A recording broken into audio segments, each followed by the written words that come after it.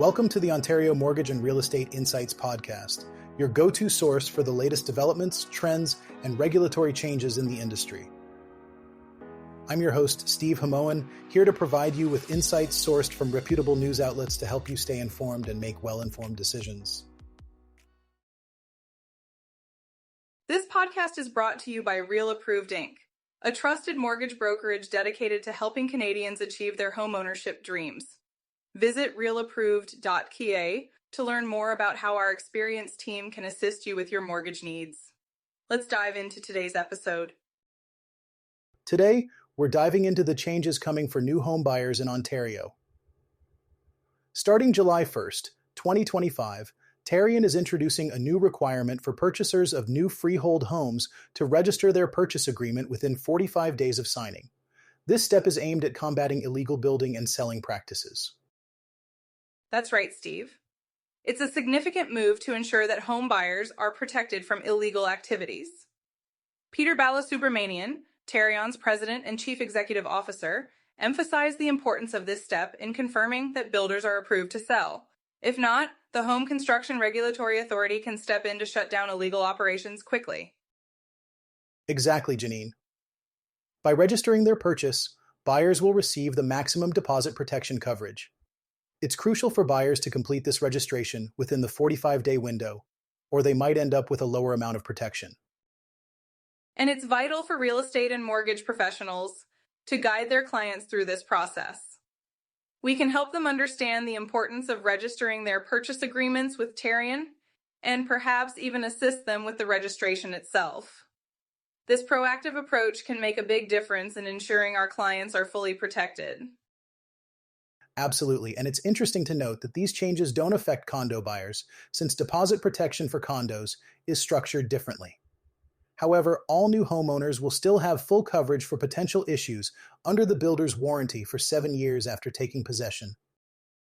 It's a great opportunity for us as professionals to educate our clients about these changes before they come into effect. By starting this conversation now, we can ensure our clients are prepared and informed about the new process starting July 1st. Yes, Janine. The goal here is to disrupt illegal home sales early in the transaction cycle. By incorporating these new steps into our early-stage conversations with clients, we can help them secure their investments and navigate the home buying process more confidently. In Ontario, selling homes at a loss has become a common occurrence, particularly for those who purchased during the COVID-era real estate frenzy. According to new data from Teranet Incorporated, a quarter of homeowners who bought during the peak of the market in 2022 and sold in 2024 experienced a loss. The median loss across Ontario was $45,000, with the Toronto region slightly higher at $56,000. That's quite an unsettling trend, Steve. It highlights the challenges that many homeowners are facing in the current market. The rapid increase in property values during the pandemic was unprecedented, and now we're seeing the repercussions as the market stabilizes. Indeed, Janine. Traditionally, only 2 to 4% of properties in Ontario would sell at a loss. But this figure surged to 9.5% in 2022 and further increased to 17.5% in 2023. It's a significant shift that underscores the volatility we've been witnessing. It's especially tough for those in communities outside the Greater Toronto Area, where the losses seem to be more pronounced.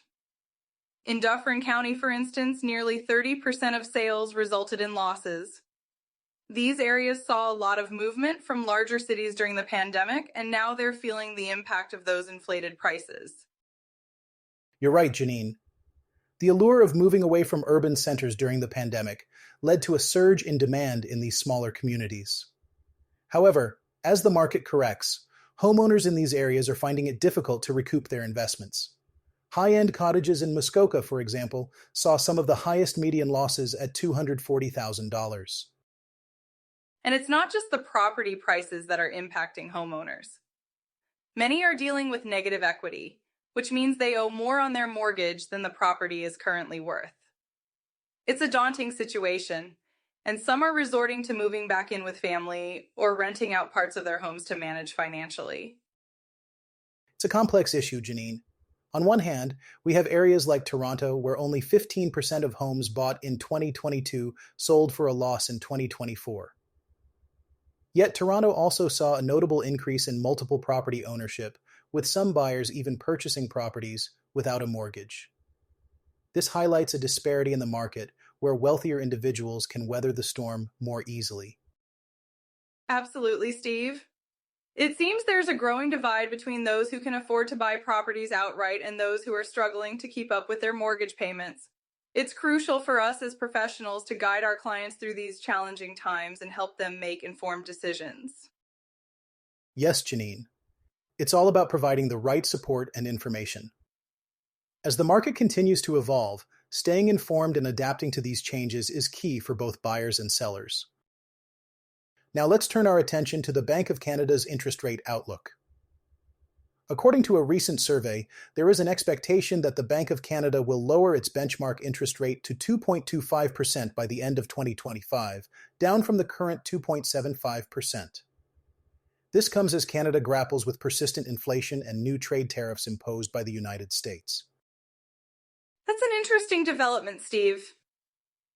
It's clear that the Bank of Canada is facing a challenging environment. On one hand, they have to deal with inflationary pressures, and on the other, the impact of tariffs on the economy. It seems like a precarious balancing act. Absolutely, Janine. The Bank of Canada recently decided to hold the rate steady at 2.75%, citing the need to assess the full impact of these tariffs. The tariffs, which are 25% on vehicles, steel, aluminum, and other imports, could potentially extend to auto parts soon. This has certainly created a ripple effect in global equity and capital markets. It must be incredibly stressful for businesses and consumers alike. The central bank is trying to keep inflation close to its 2% target, but with nearly two-thirds of survey participants expecting inflation to remain above this level through 2025 and 2026, it's a tough situation. Some even predict inflation could rise to between 3 and 4% by the end of this year. That's right, and the financial institutions are divided on what the Bank of Canada's next move should be. Scotiabank has revised its outlook, now projecting 3 rate cuts in 2026, which is a departure from its previous stance. They emphasize the recession risks due to tariffs and the uncertainty they bring. It's such a complex picture, Steve. Other major banks, like BMO, TD, and CIBC, expect the Bank of Canada to cut rates later this year and then remain on hold. Meanwhile, National Bank and RBC anticipate 2 or 3 quarter-point cuts in 2025, but they foresee rate hikes again in 2026 as the economy potentially rebounds. The Bank of Canada is certainly in a tough spot. They need to navigate slowing growth and inflation that risks staying above target. Their cautious approach is understandable given the tariff-driven price shocks impacting consumer inflation and the overall economy. It's important for us to keep an eye on these developments and help our clients understand what these potential rate changes could mean for their mortgages and real estate investments. Staying informed is key in these uncertain times. Thanks for tuning in to another episode of the Ontario Mortgage and Real Estate Insights podcast. We hope you found today's insights valuable as you navigate the world of mortgages and real estate. Before you go, a quick reminder, Real Approved is here to make your mortgage journey smoother. Whether you're buying your first home or refinancing, their experienced team is ready to guide you with personalized support every step of the way. Visit realapproved.ca to get started and take the next step toward achieving your homeownership goals. Catch you next time and stay informed with the latest industry insights.